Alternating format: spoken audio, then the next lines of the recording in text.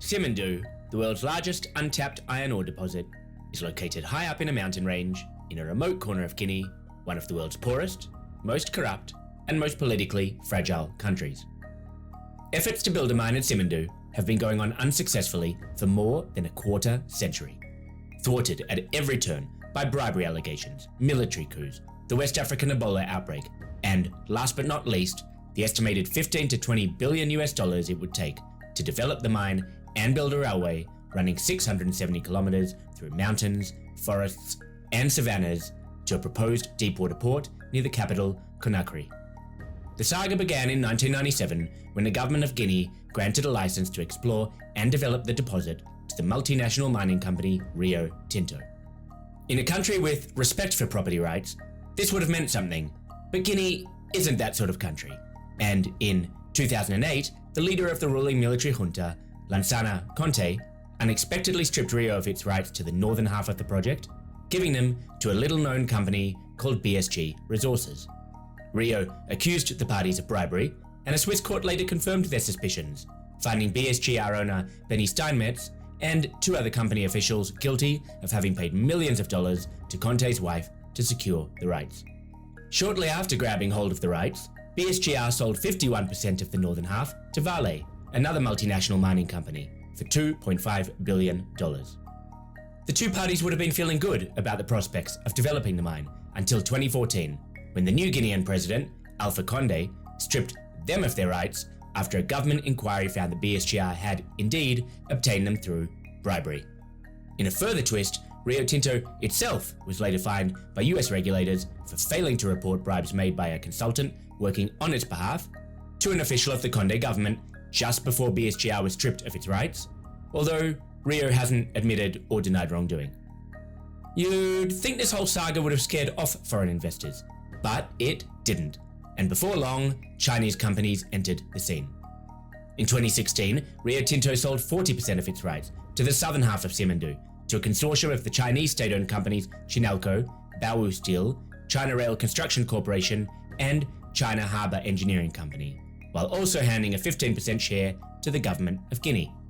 And in 2019, the government of Guinea granted the rights to the northern half of the deposit to a joint venture of Winning International Group, a Singapore-based company with roots in China,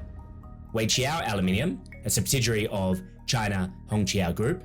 and United Mining Suppliers International, a Guinean logistics company, while again keeping a 15% share for itself. More delays were to come after Colonel Mamadi Doumbouya overthrew Alpha Condé in a military coup in 2021, with the new government insisting on a 15% share in the company building the railway and port infrastructure, which is jointly owned by all the firms involved in the mine's development.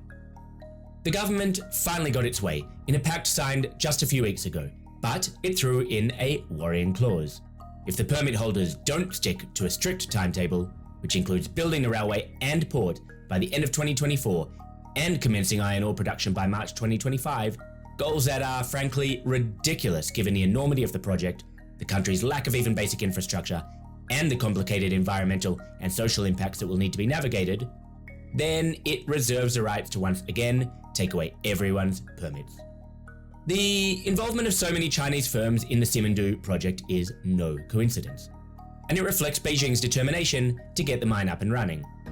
But given the incredible risks and complexities involved with this project, and given that iron ore isn't exactly in short supply, why go to all that trouble? The simplistic answer is that Simandou contains an estimated 8.6 billion tons of iron ore, making it big enough to produce more than 200 million tons of good quality steelmaking iron ore per year, or 8% of the current world total for several decades to come. China produces 53% and consumes 52% of all the world's crude steel, the most important of all engineering and construction materials. And iron ore is the main raw material used in steelmaking, so it stands to reason that China would want access to the ore from Simandou. But the real reason China is so desperate to develop Simandou stems from where it currently gets most of its iron ore: Australia. Australia dominates the global iron ore trade, with a 34% share of total world production and 53% share of exports. It ships about 900 million tons of iron ore each year, most of it from Western Australia's Pilbara region, making the otherwise insignificant coastal town of Port Hedland, the region's main shipping hub, home to the world's largest bulk export port. And its biggest iron ore miners, BHP, Rio Tinto and Fortescue, the world's biggest, second biggest and ninth biggest mining companies in the world, with a combined market value of around $300 billion at the time this video went into production. Chinese steelmakers purchased almost 700 million tonnes of Australian iron ore in 2021, accounting for 62% of all Chinese iron ore imports and 42% of the entire global iron ore trade. Additionally, they imported more than 270 million tonnes of iron ore from the other major producer, Brazil, meaning that, all up, China was reliant on just two countries for 86% of all its iron ore imports. Australian iron ore miners made around $85 billion from selling to China in 2022, after earning around $112 billion the year before, when prices were even higher. And frankly, it's possible that no country has ever exported so much of one commodity to another country each year as Australia does in our present day with its iron ore shipments to China. And yet, what had for a long time been a mutually beneficial trade relationship has soured in recent times, as China has become involved in an escalating power struggle with the United States and, by extension, with Australia, a staunch US ally and a member of multiple networks set up largely to counter China's influence, including the Quad with the US, Japan and India, AUKUS with the US and UK, the Five Eyes intelligence community with the US, UK, Canada and New Zealand, and the Mineral Security Partnership with the US and several other major mineral producing and processing countries. For years, China and Australia have been battling it out over a range of issues, including China's tightening grip over Hong Kong, its aggressive posture towards Taiwan, and land reclamations in the South China Sea, as well as Australia's ban on Huawei from joining its 5G network and legislation to prevent foreign interference in its politics, which was aimed squarely at China. The bilateral relationship hit an all-time low in 2020 after then Australian Prime Minister Scott Morrison called on the World Health Organization to investigate the origins of COVID-19. China responded with tariffs on imports of a range of Australian products, including coal, copper, barley, wine, beef, lamb and lobster, even going so far as to allow several major Chinese cities to go dark while it kept more than 50 Australian coal ships waiting off the coast in an undeclared import ban. Beijing didn't go so far as to sanction Australian iron ore producers. That might have caused more harm to its own economy than the Chinese Communist Party was willing to risk, but the fact it was willing to take such far-reaching steps with other industries shows how determined it is to reduce its dependence on Australia, and explains why it is now pouring billions of dollars into one of the most difficult places on the planet to build a mine, Guinea.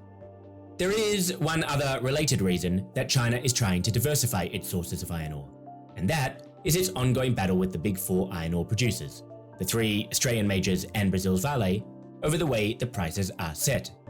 China has been threatening for more than a decade to form a state-controlled enterprise to centralize all buying of iron ore,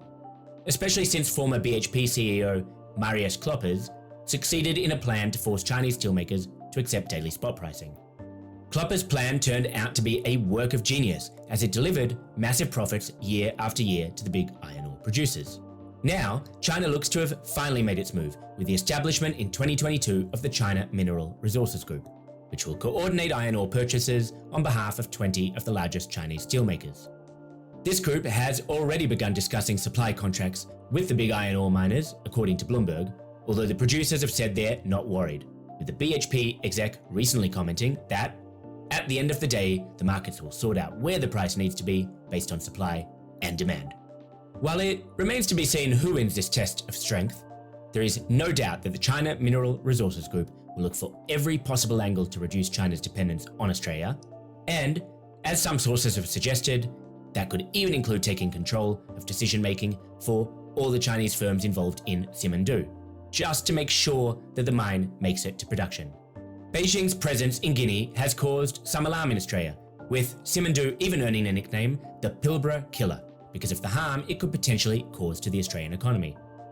If, and it's a big if, China can get Simandou up and running in the next few years, then it will certainly give Beijing some long wished for leverage over Australia, and it could even make a dent in the Australian economy. However, the reality is that Guinea will still only supply China with around a quarter of the amount of iron ore that Australia does, and unless China can find another massive deposit of iron ore somewhere else in the world, the two countries will continue to find themselves intertwined in an increasingly volatile but unavoidable relationship. I'm Nadav for Mining the World. If you enjoyed this video and would like to see future episodes pop up on your feed, then please hit the subscribe button and wherever you are in this mineral-rich world of ours. Thank you.